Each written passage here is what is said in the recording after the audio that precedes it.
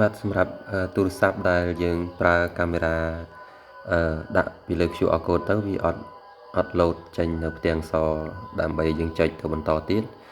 សូមលោកស្រីចុចទៅលើ QR code មួយហ្នឹងហើយធ្វើការ save ចូលទៅក្នុងទូរស័ព្ទសិនបាទ save ក្នុងទូរស័ព្ទតមកលោកស្រីទៅក្រៅវិញលោកស្រីទៅ download កម្មវិធីមួយបាទលោកស្រីចុចកន្លែង Play Store នេះ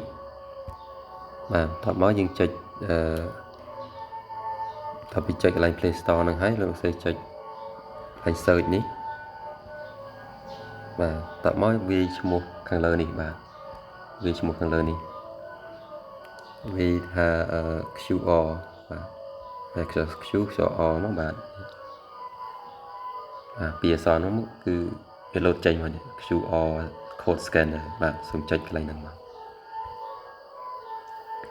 ពីចុចឲ្យលោកស្រីអាចធ្វើការ download កម្មវិធីណាមួយក្នុងចំណោមកម្មវិធីទាំងអស់នេះបាទលោកស្រីអាចធ្វើការ download មួយណាក៏បានតែខ្ញុំសូមចុចទៅលើមួយនេះ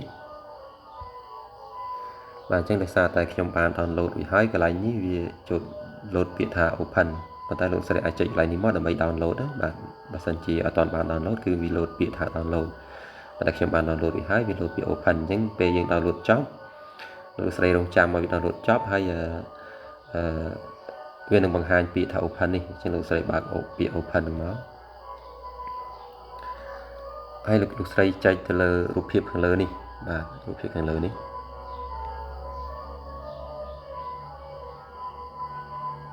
ហើយចុចទៅលើ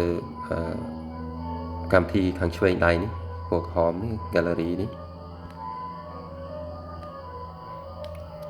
បាទតើមកយើងជ្រើសរើសយក QR code ដែលយើងបាន save ទុកហ្នឹងបាទចុចឲ្យចំ QR code មកបាទតើមកយើងចុចទៅលើពាក្យនេះបាទពាក្យ open នេះបាទប៉ុណ្ណឹងមកគឺលោកស្រីអាចចូលទៅដល់កន្លែងបំពេញព័ត៌មានកូនហើយបាទ